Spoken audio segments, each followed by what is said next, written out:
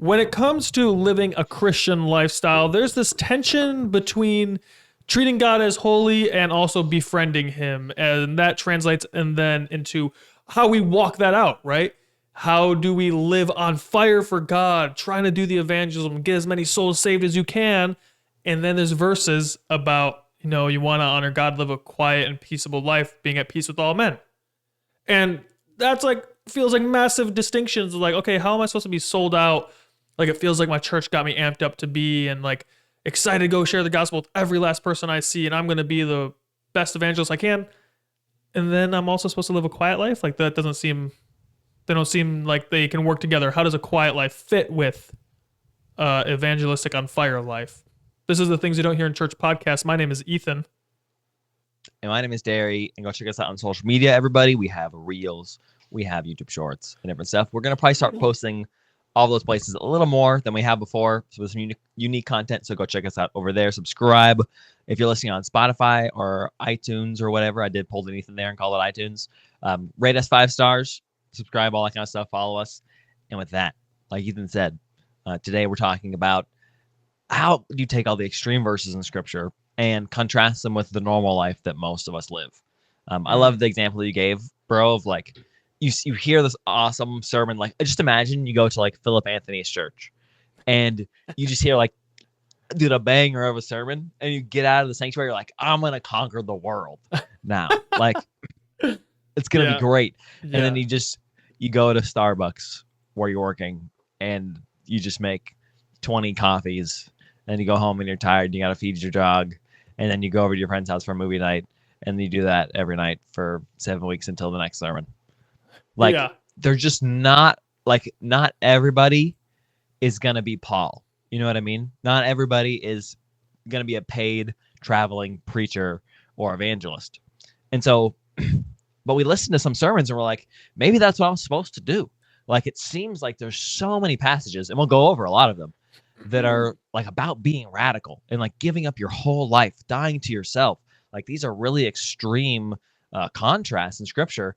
And then you go about your normal life and you're I've got a couple opportunities a day, if at most, where I could try to even share the gospel once with somebody. There just aren't that many. And so I don't know how to fit in this radical view of what it's like to be this Christian that the Bible is telling me to be, or these on fire pastors are telling me to be. I don't know how to contrast that with I'm meal prepping on Sunday, and then I'm going to work for 8 hours, and then I have a couple hours the rest of the day. Do I just go do street evangelism every night? Is that what everybody's supposed to do? Or how do you just balance that? And so I think this is a really good topic. I'm excited to talk about it. Yeah, me too. It's going to be a good one. It's one of those things that maybe you mostly feel this angst or intentionality or fiery passion when you're young, 20s maybe, right? You're at least that's what it was for me, right? We're both about to be 30 next year. Praise the Lord. You thought I was about to be oh no, 30 is going to be lit. Anyways. Someone at work thought I was 20 yesterday. Dang. Embarrassing. Ooh. Well, someone at Fiji said I could still be in my 30s, so they thought I was in my 40s. Dang. I was hurt. I was all right. But yeah, when you're young 20s, right? We were in the evangelical charismatics. Yeah, we were, charismatic in YWAM and on fire for the Lord, passionate evangelists. I ran a missions evangelism school for a bit. You did evangelism all the time. So we've been around. Extra saved. Your whole job was outreach to the community. And so we've been around this culture of hyper serious evangelism or taking God serious mentality, which is good and godly, and probably more people on average could tend to that direction. It'd probably be a good thing. And that's really great. But then there's also the Bible verses, right? 1 Thessalonians 4, starting in verse 9 says, "Now concerning brotherly love, you have no need for anyone to write to you, for you yourselves have been taught by God to love one another. For that indeed is what you are doing to all the brothers throughout Macedonia." And it says, "But we urge you, brothers, to do this more and more, and to aspire to live quietly, and to mind your own affairs, and to work with your own hands, as we instructed you, so that you may walk properly before outsiders and be dependent upon no one. So this idea of like, hey, like go get a job and live a quiet life and mind your business. God, he said, keep to your own affairs, right? And so how do you do that when also, Jesus says that like go into all the world and preach the gospel until everyone is heard, until every nation is heard, right? How do you do that? And I think there's a fair way you could figure that out, but I bet a lot of people, and if you're clicking on this video, maybe this is you, struggle with that tension of like, I don't want to feel guilty for living a normal life, but I feel like I'm supposed to be this hyper evangelist and I don't know what I'm supposed to do. Or maybe just feel like you're not doing evangelism enough. And, I think that we want to provide some answers for you and talk about that ourselves and see how we've thought about it and how we've grown in that so you guys can not feel overwhelmed yourselves and, feel a little bit more comfortable in how to live a Christian life that is normal. Because I think the Christian life is far more normal than maybe we were influenced to believe. But like, why would I never like unhealthily preach this like go live for God and you're doing so bad you should be ashamed of yourself? That was never like that. It was like you should do evangelism and be a missionary. And of course they're going to talk about missions because they're a missions organization.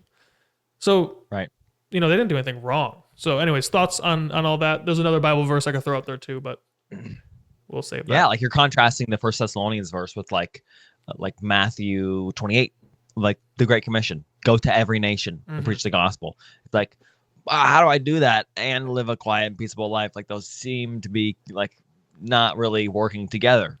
You got something on that? Well, the vibe between live a quiet life and then pick up your cross and die is very different too. Like, it'll preach to be like, you got to pick up your cross and die to yourself and go be buried with Christ or die with Christ. You'll be raised with Christ and all that. Like, that's a good sermon. Can you get as fiery as be like, live a quiet life? Be every day for be a at decade. Peace with all men. Keep to your own affairs. Like, it's people are like more people are probably doing that too much, where they're not doing evangelism, right?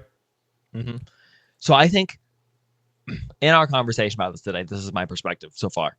I don't think either are bad. Like they're both commanded by Scripture, and so we've got to figure out where is the nuance or where is the co-working that both of these verses have with each other, among the myriad of other verses we'll bring up. But these two mentalities, these two perspectives, I think everybody like feels both of these two things in their lives. Like all of us experience the Thessalonians passage. We all experience the desire to live a peaceful life and just go about our affairs and honor the Lord. Like that is the like majority experience of every human being, is that like that's most of our lives. Most of our lives aren't, the big awesome conference, right, kind of feel of where you're like main character energy, Paul traveling and like doing miracles. Like that's just not the average Christian or human experience, right? Maybe you could argue it should be. We can talk about the nuance there, but I think most of us experience life a lot more being like that Thessalonians verse. But we hear sermons on the Great Commission. We hear sermons on like waking up, taking your cross daily and dying to yourself and all that kind of stuff. And we hear the missionary stories of Paul and the miracles that Jesus and the disciples did. And we're like, we want to emulate that. We want to be like those people. Like it's a drive for a deeper sense of meaning and adventure and seeing the kingdom of heaven come here. Like in church and in YWAM, for sure, there's this sense of like shared mission. Like you're working on something bigger than yourself, and you are 100%. But I think when a lot of people hear that, they think like main character energy. And when I'm saying that, it's like you think like you're going to be Paul and it's all going to be up to you. Not that God is not doing it, but it's like it seems very exciting and enthralling and like you're going to do it. And it's exciting and it seems like it's going to be everything. And then you're left to like just your normal life.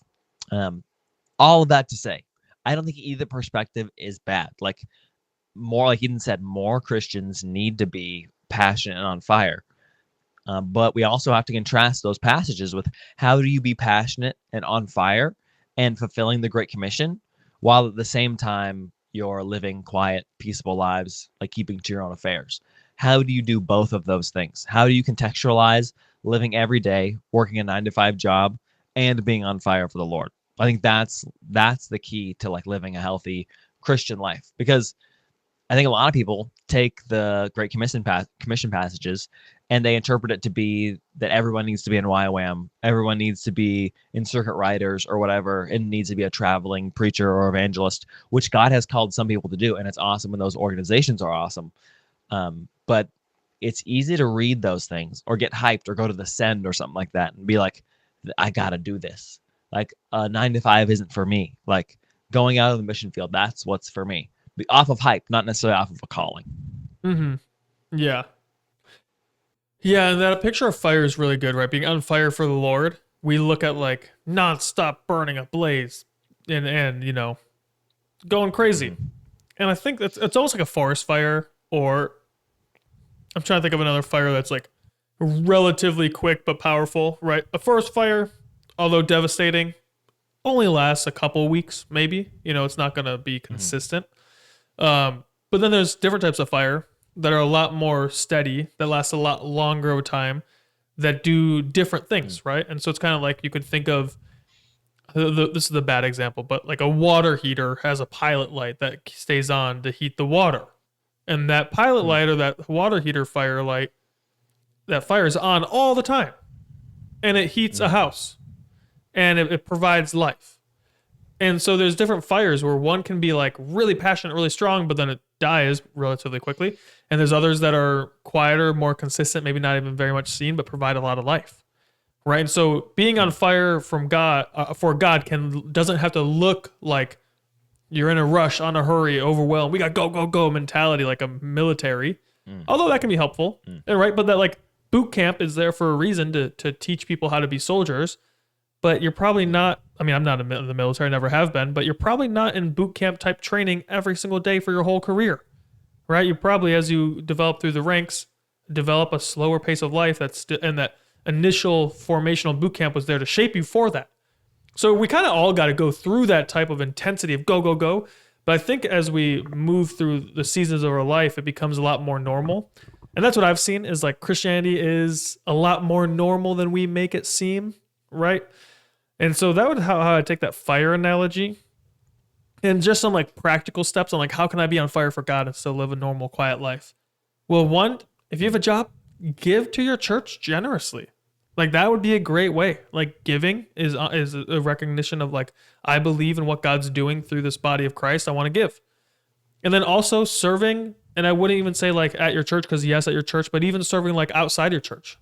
Like, I don't know if you guys are aware, but there's like a whole organization called Youth for Christ that is in so many middle schools and high schools doing Bible studies with kids to shape them. Life. Right, Young Life. I've been thinking like my wife and I were just talking the other day and I was like, man, like once I'm done with this busy season, because right now I'm working 6 days a week, 11-hour days. Like it ain't no, I don't have time right now, you know? Oh, come December, get a lot more time back. I'm going to be wanting to look into how can I join a Youth for Christ, because I've done it in the past, right? It's pretty easy, pretty fun.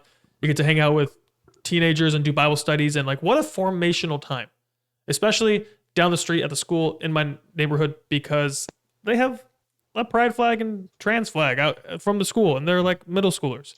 And I'm like, oh my gosh, like at first I was upset, but then I was like, man, like I wonder if there's a Youth for Christ there, and like the Lord's working there in ways that we can't see. So let me go ahead and join. And help them, you know, like impact people's lives for the gospel. I want to get involved in ministry here. I've been looking into like what ministries are happening in the Detroit area that I can join and start serving at. And so just getting involved in things like there's stuff is going on somewhere. And so just even joining that for like once a month, I go out and serve the poor. That's a great start. Like you go out with an organization that feeds the homeless and you share the gospel. That's amazing. That's going to be great. Right? You join a food bank, right? Like God says, the poor you always have among you. That means we can always serve them. But like right now, I'm thinking about the passage in, is it Elijah's story? When he is running away. Is it Elijah or Elisha where he thinks he's the only prophet that's going to be killed and he runs away and then God meets him and he's like, God, like I'm the only one left. And he's like, and God's like, I got 7,000 more. Like you don't even know what's going on. And so the idea is like, you might feel, Elijah, but I honestly can't remember. Right. Yeah, it's escaping me. But it's like you might feel like you're the only one or you don't know, you don't have resources, but there's things going on in your city that God is doing that you're not aware about. Mhm. So go find those and just join them. You don't have to be this hyper evangelist that every single day is preaching the gospel on the corner and trying to talk to 10 people a day. Now, if you want to make that goal, that's awesome, but most of us don't have that time. So Yeah. can you give Yeah. a Saturday, every other Saturday, couple hours a Saturday to serve that? You're gonna make so many friends, and you commit there for years, and you the friendships you make, the connections you make, the relationships you make through evangelism, right? You're gonna build bridges for years to get involved and share the gospel, and then God will open up doors. And so, along with those two things, then I would say also like, just also take opportunities as they come. Just drop little seeds, you know. Yeah.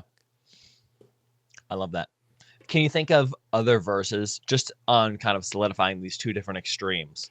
We talked about, like, I think it's obvious to a lot of people because it's very hypey to talk about like the extreme verses of like we need to be passionate, on fire, dying, all that kind of stuff.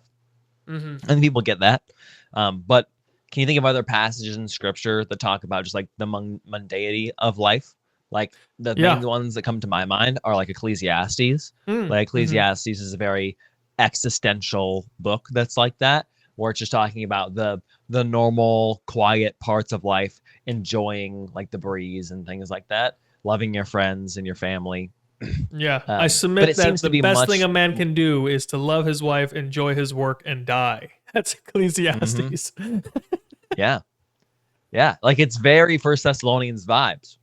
And then other places that I can think of, or even thematically, like you in the Old Testament and in the New Testament, but it's just a little more of a condensed period of time. I mean, a lot more condensed, but you see these larger narratives happening over hundreds of years. And it seems like it's all happening in a very short amount of time because they're like, this battle happened, and then they settled here, and this happened, and then this battle happened, and the Lord showed up in this way. And you're like, wow, like so much is happening, like so many battles and wars. But in the large scheme of things, there's like hundreds of years. I like mean, in happening in Moses' between story, these. he had 40 years between. He left Egypt and he lived, and then 40 years went by, and he went to and the burning bush happened. Right? He just he's like, I just did a normal farmer life, and God's like, yeah. There's large spans of time in between these like giant stories. And so there's just so much like normal life that's lived in between those things. And of course, we're not Moses, right? So there's a difference there in how how we're interpreting those things. But just in the sense of like these big, grandiose things that you could or would want to be a part of or would feel called to do from listening to these passionate sermons, so much of life is mundane. And it's hard because some people are genuinely called to be these figures that are more like the Pauls, right? Or the Moseses of like God's called them to have the spotlight and anointed them to speak and to encourage people and to be in the public eye and stuff like that, but just can't be most of us. You know what I mean? And so and those people are going to do mundane life too. Like they're going to have families, enjoy them, and then die, just like Ecclesiastes is talking about. And if you talk to those like preachers and people, evangelists at the end of their life, almost all of them say they wish they spent more time with their family. They almost all of them wish they had done the Ecclesiastes part more, right?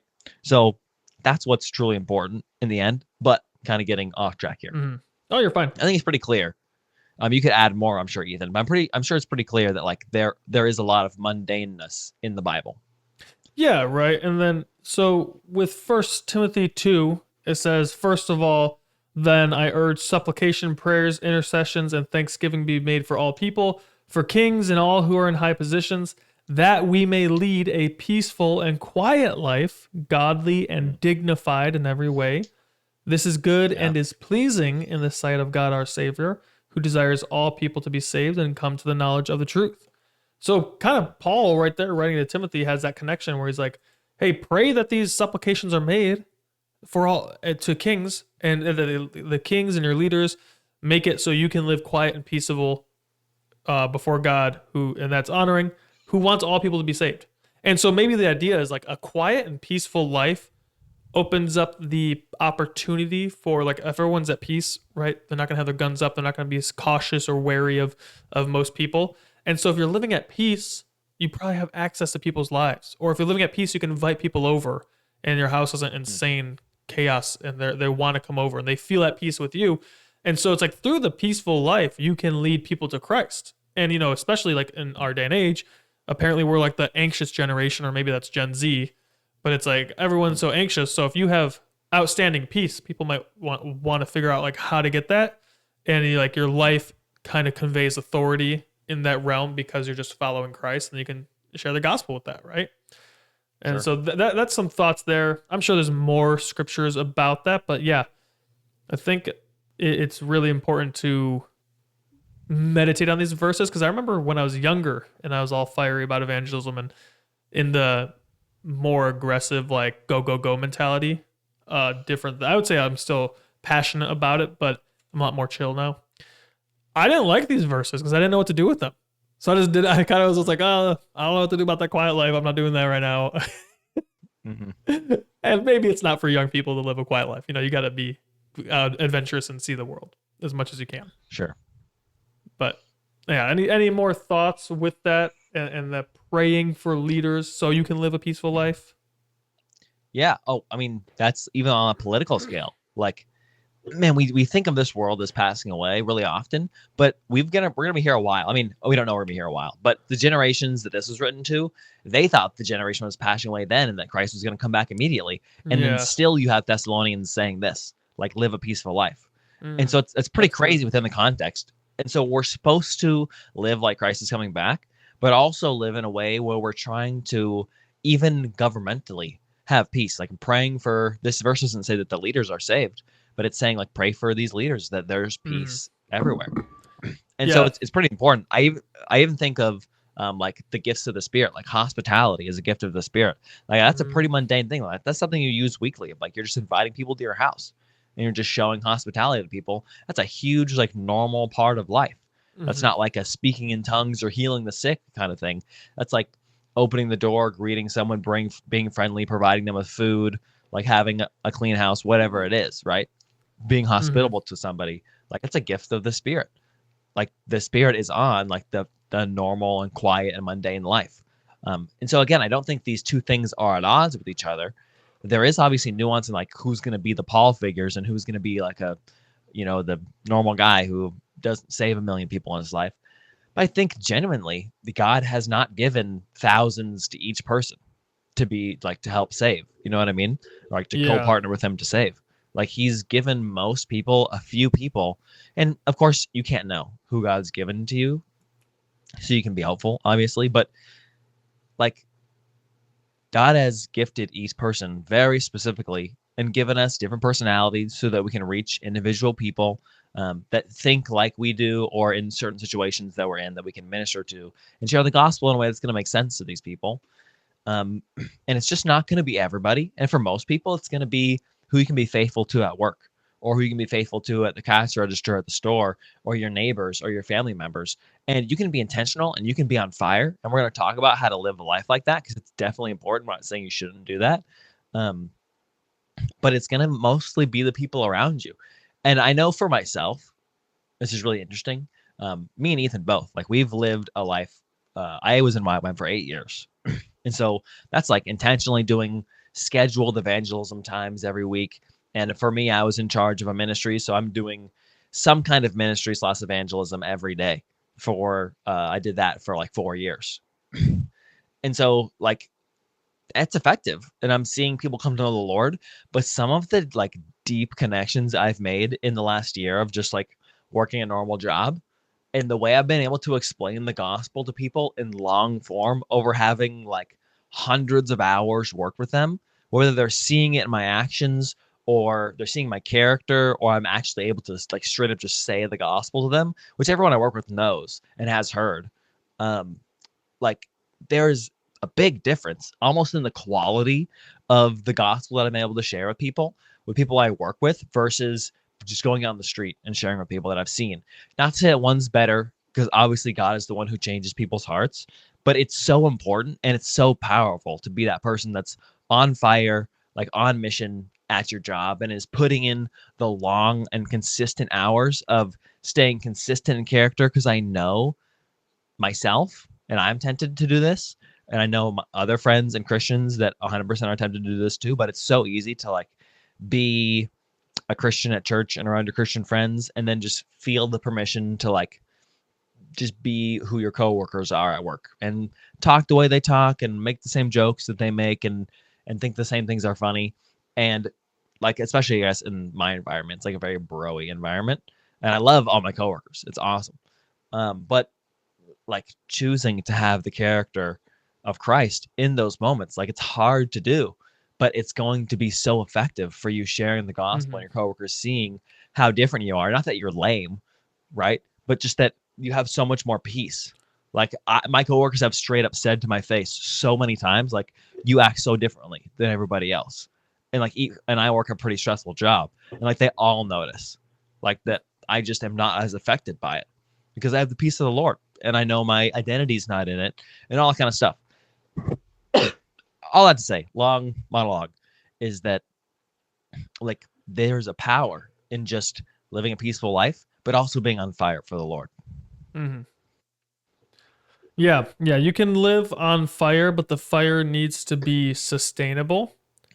And the way you sustain your fire is by sustaining your love and recognizing, like we talked about earlier, qualifying what fire looks like. A quiet, faithful life is better than a passionate, loud life for 3 years and then you are apathetic and possibly deconstruct because you burn out. Like, God would much more prefer... Seen that before. Yeah, the slower life of faith. But also, on the flip side of that, it's not good to get so at peace that you're comfortable with how life is. You're not moved by the loss of life and people going to hell. And you're kind of like, I'm all right, I'm good. And I'm just going to go to church and have a good time and check out from people's torture in hell, possibly. And check out from people dying and going to hell. And I don't care. Like, if you're not moved by compassion to do something, then you got to get in tune with okay, my fire might be cold. Like, I might not be on fire. But it can go so far and be on fire that you will burn out. And that's a great, actually, it's kind of like a campfire, right? You could put, say you have a camping trip, or you're out somewhere and you're like, I have a limited amount of wood. I need to make this wood last until the end of my trip, say a week. I'm out. And for some reason, in this hypothetical scenario, you can't go gather more firewood. You have what you have, and you got to ration it. You could have a really big bonfire that could be impressive to people on the first night, but then you'd have no more fire for the rest of the week. Or you could be so nervous that you're like, or so like, I'll be fine, apathetic, that you barely use any wood and you're freezing the whole time, right? So both ends are extreme and not good. You want to be able to sustain your fire, and that's what we're trying to figure out, is like, and help you shape your mind around sustaining your fire, where you can recognize, I have the permission to not be an anxious mess about evangelism all the time, but I also am not gonna like check out of my responsibility. And that really starts with seeing God right. If you think God is this, like, two ways you could take it to extreme when you view God is you could take God as like, he's mad at me and I need to appease him, and that means obedience, and so I have to obey him like crazy and for him to be happy. That's not right. That's going to lead to possibly a lot of evangelism that's not fueled by true love, but more fear, and not the good fear. Or there could be like God is so like, Ethan, I need you to go, that I can't rest. And if I rest, I feel guilty. Like, that's also bad. It's like, might be love for God, but it's this anxious love where you're not recognizing that God is a peaceful God as well.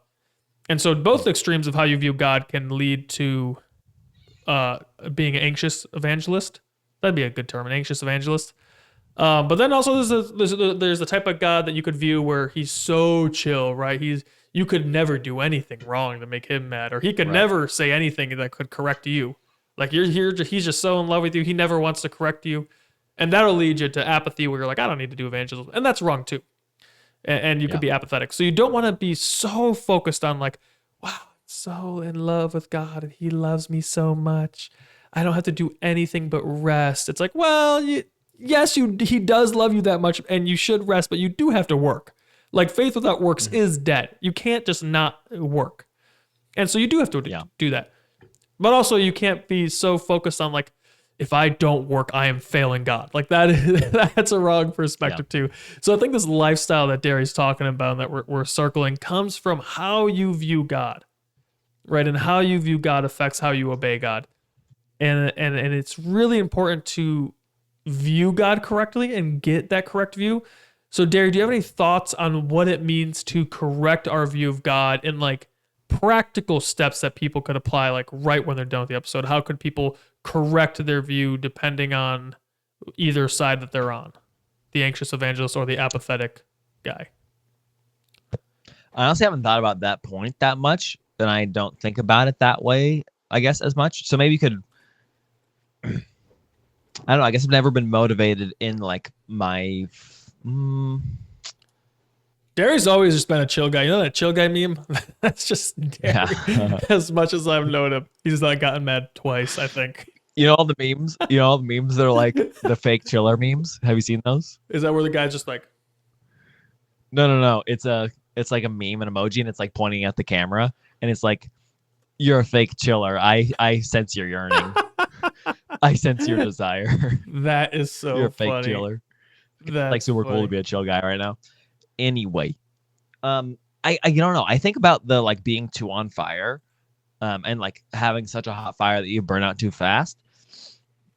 I see that as like a fake love for God, or like a fake respect, and kind of just built off of hype. Like it's not even that the fire is too hot; it's just that it's not real. It's kind of like that the fire's not that the fire is too hot, but that what the fire is built out of is like straw and not like actual wood that's gonna last for a long time. Uh-huh. I think that's like the analogy that I think of like what's fueling that fire. It's not about like the heat of it, but that like you based it off of one sermon or a couple sermons or a speaker, and it's like love for a speaker and for the hype that they provided for you for like going after a mission or having a goal, and kind of selling you this story of like you're going to be the main character and go do this thing. It's not an actual real like love and longing for the Lord or respect for him, that's like sustainable and grows, because I genuinely don't think your fire could ever burn too hot for the Lord that you burn out if it's true and genuine like love and passion for God. Like that kind of fire, like if you think about people like Francis Chan or like really just speakers you respect a lot that are clearly like love the Lord, will weep on stage, like are just so on fire for the Lord. Like that man has had the same attitude, respect, and love for the Lord for his whole life. And if you read people like A.W. Tozer, and other preachers that are just so like held in high regard by our like Christian culture and community, like they loved the Lord and were passionate for him for a lot of their lives that never really burned out. Like I'm sure they went through hilltops and valleys, as is a popular like picture in Christianity, but like their love and their fire for the Lord always kind of held out in a way.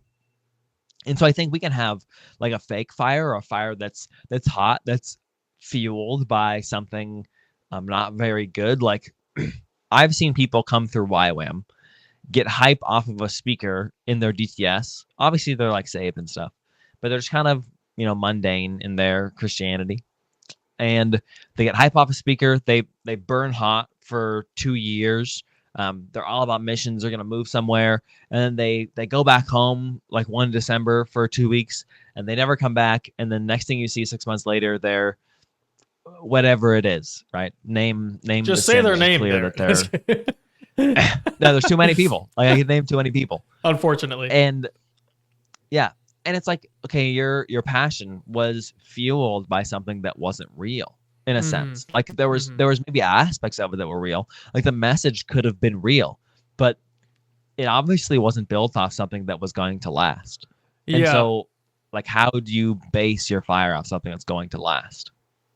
Yeah, that's a great point. I really like that that idea of like true love for the Lord won't exhaust you, because I think true love for the Lord keeps you close to him, and he will pace you. And so he'll tell you when you need to calm down, when you need to pull back. And we see this in our friends. And I don't have dip in if my lip looks like that. I have a cough drop in. It's not dip. I'm looking at myself. I'm like, my lip looks different. Yeah, so I love that point. That is a pretty convicting point, for some people, and even for me. I'm like, oh, when have I mistaken my love for a preacher or a message for love for God, and how has that affected? Because we probably all slip into that, right? And it's like, do we love the feeling of being on fire more than we love God? Is the question.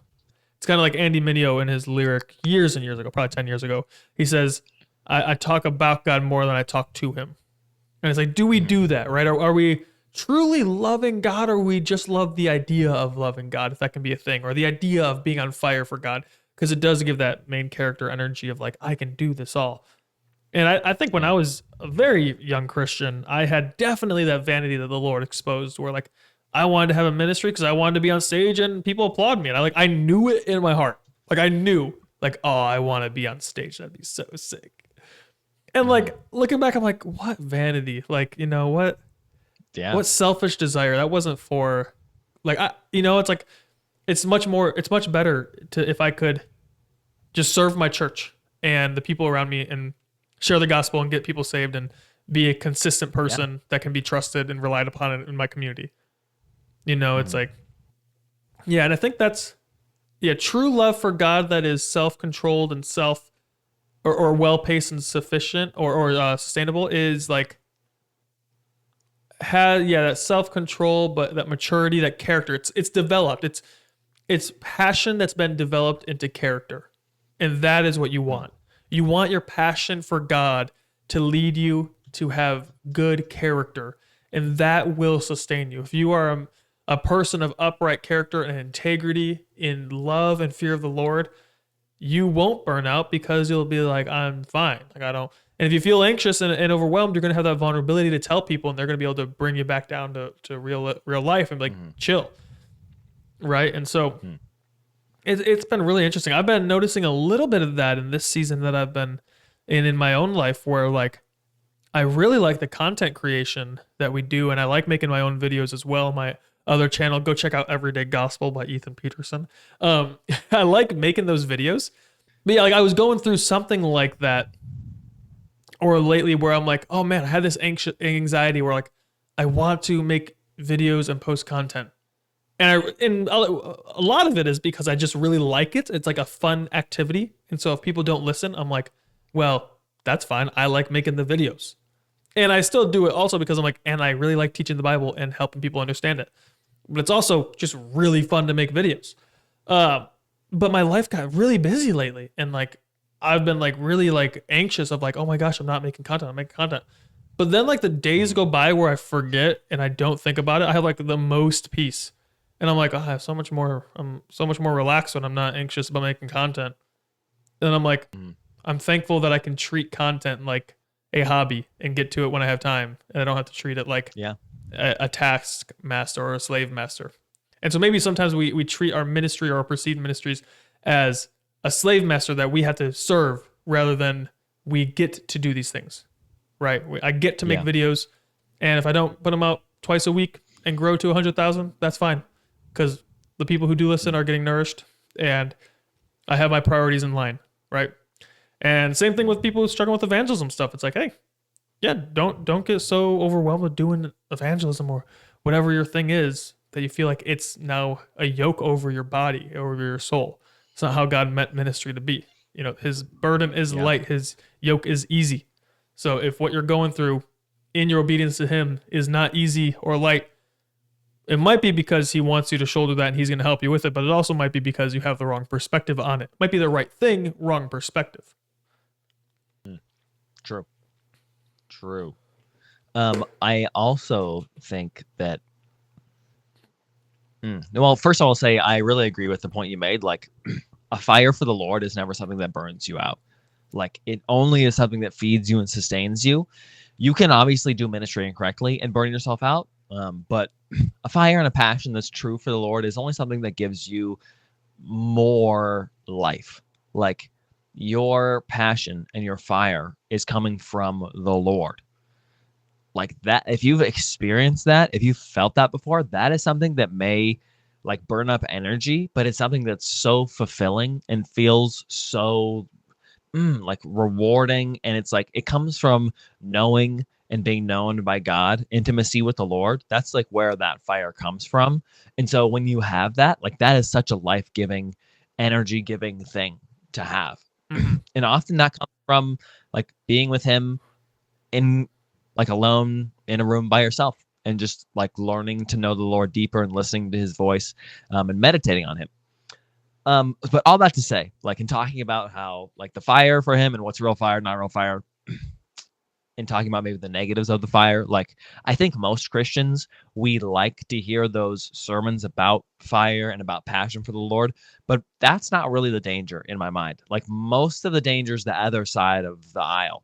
Most of the danger is that most of us we err on the side of normalcy most of the time. Like Mhm. most of us err way more on the side of living a peaceful life every day and just doing our thing than we do on the side of like being this crazy, like big evangelist and being on fire for the Lord, right? We like those sermons more, but that's not how most of our lives look. So, I mean, I'd say on average, most people probably do need to hear the like get your butt out of bed and like get motivated for the Lord message. Then we need to hear the just be faithful in like the normal mundane life message necessarily. Like just erring, I guess, on like the percentages, but it doesn't mean it needs to be taught. It doesn't need to be talked about because you have to learn how to have that fire in the mundane everyday life because it makes it not mundane. Like mundane means like, just boring everyday repetition, at least in my mind. And it seems like the evangelist's like a passion on fire life is like, I gotta make content. I gotta like go travel and share the gospel. Seems so much more unattainable. But the fact is that like when you're on fire for the Lord, he's going to take you on an adventure in your job. Like you're going to have adventures in the conversations you have with people at work or with customers at work or at the store afterwards, or he's going to give you opportunities with your family. Like living a mundane life without the Lord is just a normal life. Living a life on fire for the Lord is like having 1,000 mini games pop up every day that the Lord has for you because he's calling you out in areas of your life where you're sinning and he wants you to change. He's given you people he wants you to talk to and be intentional with in conversation. Like the Holy Spirit is speaking to you and trying to refine you and refine others through you. And that's happening every day. Like you're not going to maybe have like you're not saving someone every day. Maybe some people will. That's pretty cool. But like the average There he person, does. but the Lord's going to be speaking to you, and like, man, like I find when I'm actively listening to the Lord, like not just speaking at him, but listening to him too, like he brings up so much in the Mhm. everyday of like, I promise you, every day I go to work and I'm speaking to the Lord about how we need to be intentional with my coworkers, he gives me a conversation to talk with them about something in the Bible. Like it happens almost every work shift I have. And that's just at work. That's not even with my friends or at the store or whatever, right? Like that's after work. Like there's obviously a lot of stuff happening there too. But I'm telling you, it's like mini games throughout your life every day that make it really exciting and make it Mhm. like an adventure. Yeah, that's good. Yeah. Yeah, it's nice, right? Like he gives you the peace of the Lord, you have the joy of the Lord. And there's the fruit of the spirit. You can kind of I feel like with the fruit of the spirit, knowing what they are, you can kind of gauge if you're on the right track. You're like, I'm anxious lately. Okay, something's going wrong. I'm not rested. I need to figure out what that is. I've been noticing that with sales. Like today I got off work, I was talking to my wife and I was like, oh my gosh, I was like, I have so much anxiety. And she's like, why? And I was like, it's just nonstop sales. It's one call after another. It's just as soon as you're done with one call, you do it again. And the numbers are staring at you and how good you're doing all day long. And I was like, ooh, I have got to get back into the rest of the Lord and like refresh myself. And I can feel it. I'm like, oh, I need to do that. And I need to have that perspective. While I need to maintain that perspective while I'm doing sales, that like I can be a rested salesman. So I feel like there's such a in sales, it's like go go go, anxiety, anxiety, anxiety. Get your quota, get your quota. And I'm like, what if Right. I just trust God to bring me the right people, and I'm rested and diligent? That's the thing, right? We're talking about actually is a good term. Rested and diligent. You want to be at rest and diligent. You don't want to be so rested that you're lackadaisical. You don't want to be so diligent that you're not restful.